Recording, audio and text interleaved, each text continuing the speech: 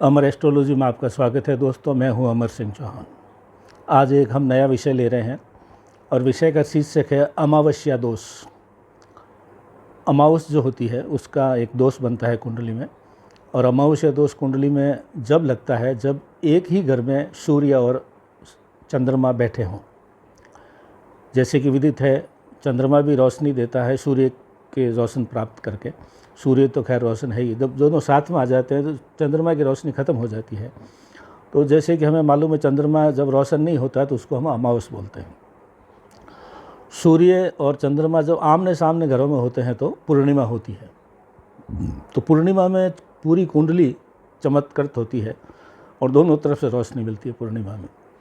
जब चंद्रमा घूम के सूर्य के साथ कहीं आ जाता है तो अमावस्या बन जाती है। चंद्रमा अस्त हो जाता है सूर्य के तेज के सामने, तो ये अमावस्या बन जाती है। अमावस्या के अंदर जो है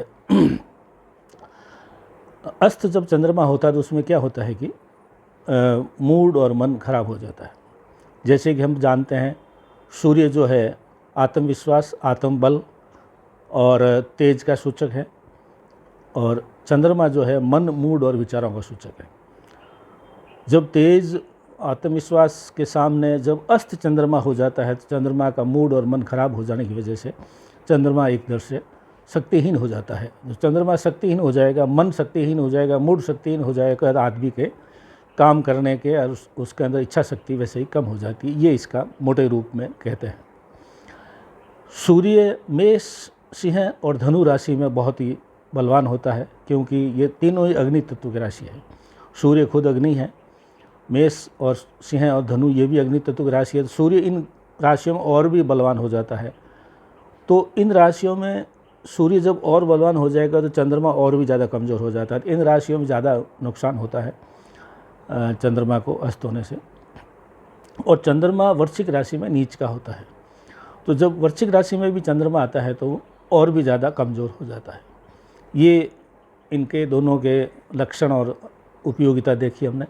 अब हम चर्चा करते हैं कि पहले भाव से लगा करके 12वें भाव में चंद्रमा सूर्य साथ में होंगे, यानी पहले भाव से 12वें भाव में अमावस्या दोष होगा तो क्या क्या जातक को उसका जो है फल मिलेगा। पहला भाव जैसे कि मान लगन है, पहले भाव में सूर्य और चंद्रमा साथ में है तो अपरेंटली जो है आदमी की जो अपीयरेंस है, जो दिखता है आदमी, उसके अंदर एक तरह से वीकनेस आ जाती है। चंद्रमा अस्त होने की वजह से उसके अंदर विचारों का और उसकी जो भावना और मूड की प्रबलता जो है कमज़ोर हो जाती है, क्योंकि सूर्य के साथ होने से कमज़ोर हो गई। दूसरे भाव में सूर्य और चंद्रमा साथ में होने से, दूसरा भाव कुटुंब का है, तो कुटुंब के रिश्तों के अंदर भी उदासीनता आ जाती है। आपस में एक दूसरे से जो है संबंध उतने ऊर्जावान नहीं होते, उतनी गर्मी नहीं होती रिश्तों में। तीसरा भाव पराक्रम भाव है और छोटे भाइयों का भाव है। यहाँ पे सूर्य और चंद्रमा साथ में आ जाता है तो छोटे भाइयों से, बहनों से रिश्ते अच्छे नहीं होते और आदमी के पराक्रम करने का मूड नहीं होता है। सूर्य पराक्रम देता है लेकिन चंद्रमा बिल्कुल ही मन और जो है मूड से विचलित हो जाता है। चौथा भाव ज़रूर चंद्रमा का ही कारक है। चौथा भाव चंद्रमा का माना गया। यहाँ थोड़ा चंद्रमा कंफर्टेबल होता है तो सुख वगैरह ज़िंदगी में वो तो सब मिल जाता है, लेकिन सुख भोगने का जो इच्छा शक्ति है वो कम हो जाती है। लेकिन अन्य भावों की तुलना में चंद्रमा चौथे भाव में थोड़ा सा कंफर्टेबल होता है, तो यहाँ अमावस्या दोष थोड़ा सा कम लगता है। पांचवा भाव प्रेम, शिक्षा और पढ़ाई का है, तो यहाँ पे ये सूर्य का भाव है, तो यहाँ पे और भी ज़्यादा सूर्य बलवान होता है। तो पढ़ाई में, शिक्षा में, प्रेम में, इसमें मन नहीं लगता है, मन थोड़ा सा सुस्त रहता है, उदास रहता है, तो ये चीज़ें कम प्राप्त होती हैं। छठा भाव रोग रिपूरण का है, यहाँ पे भी सूर्य बलवान माना जाता है, तो वो जो है रोग रिपूरण को तो हालांकि दबा देगा, लेकिन उसका जो है कंफर्टेबल यहाँ भी जो है चंद्रमा नहीं रहता है। सातवां भाव विवाह का भाव है, पार्टनरशिप का भाव है। यहाँ पे चंद्रमा और सूर्य साथ में होता है तो रिश्तों में भी थोड़ी सी उदासीनता और वो गर्मी नहीं रहती है, और पार्टनर के साथ भी रिश्ते खराब होते हैं, आपस में अविश्वास होता है, पति पत्नी में भी अविश्वास हो सकता है। 8वां घर, जैसे कि हमने बताया कालपुरुष की कुंडली में चंद्रमा के लिए नीच का होता है, 8वां घर गूढ़ रहस्यों का घर होता है।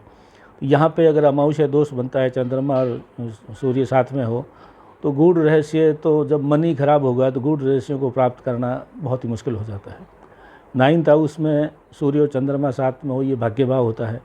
यहाँ पे अगर चंद्रमा सूर्य साथ में होता है तो धनु राशि है ये कालपुरुष की कुंडली में, तो यहाँ भी जो है अग्नि की राशि होने से मन बड़ा खराब रहेगा और चंद्रमा यहाँ पे कमज़ोर रहेगा और बल नहीं रहेगा।